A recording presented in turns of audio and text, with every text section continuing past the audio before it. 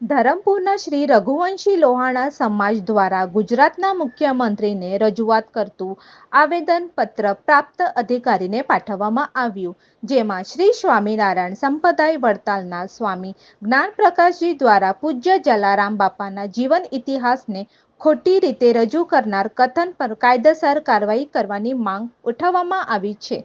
સ્વામી જ્ઞાનપ્રકાશજી દ્વારા આપવામાં આવેલા આ નિવેદનને હિન્દુ સમાજમાં અસંતોષ વ્યાપ્યો છે, પરંતુ જલારામ બાપા હિન્દુ ધર્મના પ્રખર સંત અને શ્રી રામના પરમ ભક્ત હતા.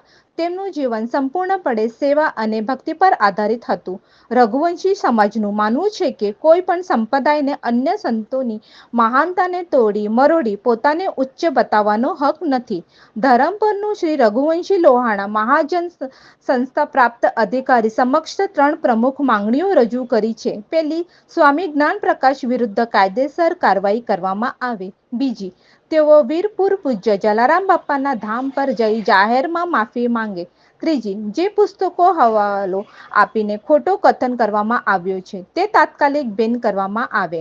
સમાજના આગેવાનનું કહેવું કે તેઓ તાત્કાલિક પગલાં નહીં લેવાય તો હિન્દુ સમાજમાં વધુ ઉગ્ર પ્રદર્શન અને આંદોલન કરવાના મજબૂર બનશે.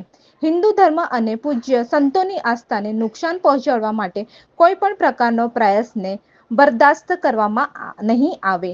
રઘુવંશી સમાજ આજે મામલતદાર સાહેબને, પ્રાંત સાહેબને એક અરજી આપવા માટે આવ્યા હતા. અમારી એટલી જ અરજી છે કે સ્વામીજી પોતે વીરપુર આવી જલારામ બાપા સમક્ષ માફી માંગી અમારા જલારામ બાપા માટે જે પણ કંઈક ટિપ્પણી કરી હોય તેની માફી માંગે. જય જલારામ.